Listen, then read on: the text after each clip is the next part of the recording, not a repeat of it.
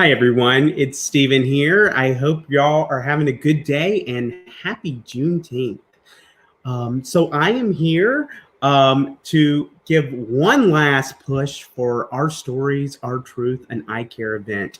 This is taking place tonight at 8 p.m. on Facebook Live and YouTube. I will include links in the comments. Also pinned to the top of our Facebook page are those links. And if you get to the YouTube link in the description, it gives you more information, schedule of events, all that good stuff. And before I introduce our special performer, TriVersity is offering a 6-part course in mindfulness beginning Monday with Coach Pat Tallman.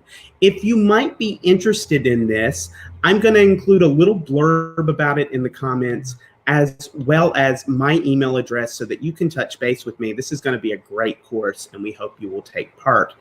Now, it is my pleasure to introduce, via recording, John Stephen Hellman, who is going to share his story with us to kind of get us ramped up for tonight at 8 o'clock. So I'm doing a screen share. Unfortunately, it won't let me show the full screen, so you will still see this beautiful rainbow backdrop, but mostly you're going to be seeing John Hellman. So enjoy, and here goes nothing. Wish me luck. Share screen, share entire screen, share.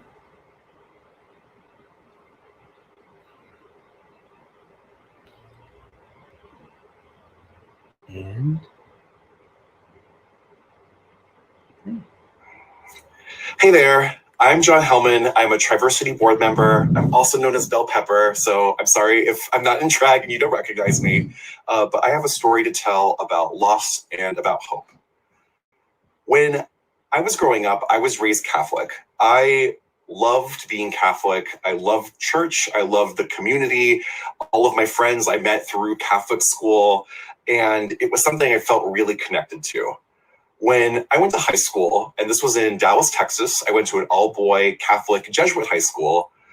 I was at the same time struggling with my sexuality and figuring out how to come out and how to understand my feelings and how to balance what I was hearing from the Catholic tradition, which was that homosexuality is a sin, and a community that I loved being a part of. And I also figured that since I went to a Jesuit high school, which if you don't know much about Jesuit education, we talk about love and social justice a lot. So I was weighing all of this together, and I decided to come out a little bit. And with the suggestion of one of my student counselors, they suggested that I should write a letter to the principal to try to get a gay-straight alliance. I know I was really struggling. I knew a couple of friends who were terrified of coming out of the closet were also struggling. So I figured at a social justice high school that talked about love and compassion, a gay-straight alliance would be something that they could do. Well, I was wrong. And the principal told me that because of the people who donated money to the school, a gay-straight alliance would never be possible. I remember leaving that meeting in complete shock, but also feeling like I had lost a community. I had to choose between myself and a community that rejected people like me. And for people who aren't raised religious or aren't raised in communities that aren't very religious, I can't stress enough how devastating it feels like to lose the basis and the premise of your entire value system and all of the people that you see every day. I went to the church twice a week, and I felt like I had lost all of that because I was trying to be true to myself. The second story of loss. So I still, despite all of that, I went to Boston College, which was it's a very Catholic school. It's also a very Jesuit school. And I remember going to dinner with a friend to South Boston. And at the time, South Boston was known as one of the gay meccas of the city. So I was like, great, let me go and be around people that I know, or that I thought I could know. When I arrived there, we were talking a little bit about the history, and apparently in South Boston, there used to be a lot more Black and brown folks who lived there, and there's a very famous account about police brutality in South Boston. The Irish became police officers, and there is just a legacy of racist violence from the police to the Black and brown folks that lived there to create the gay community that was mostly white that existed there at the time. So my mom was born in Colombia. I am Latino, but I recognize that I benefit from white privilege because of how I look and because my name is John Hellman and not something else. But I felt like when I learned this and I was looking around at this community that people told me would accept me, it was made possible because of violence against brown and Black folks.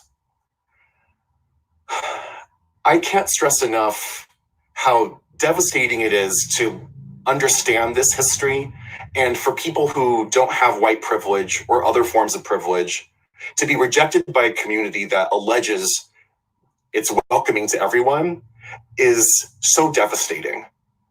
I am so happy that TriVersity is doing a storytelling event so that you can hear from community members all the richness and beauty and magic about all of our stories. And I can't stress enough, especially in this time when we're talking about Black Lives Matter and Black Trans Lives Matter, we have to pay attention to all the ways in which, as people, we're denied access to feeling like we belong somewhere, access to a community. I'm so happy to be a part of this today, and I encourage everyone out there to check out the event, which starts on TriVersity's Facebook Live Friday at 8 p.m., this Friday at 8 p.m., and really pay attention to what people are saying. Stories are one of the few things that we all have in common. So please share your story, listen to others, because that provides hope for all of us who at one time or another have felt like we've been rejected, for us to feel love and acceptance and compassion. So thank you for listening to my story, and I hope to see all of you virtually or in person very soon.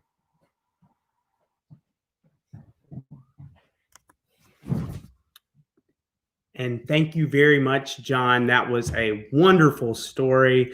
And I look forward to seeing all of you tonight. This is going to be a lot of fun. You're going to get more stories like that. You're going to get funny stories. It's going to be great.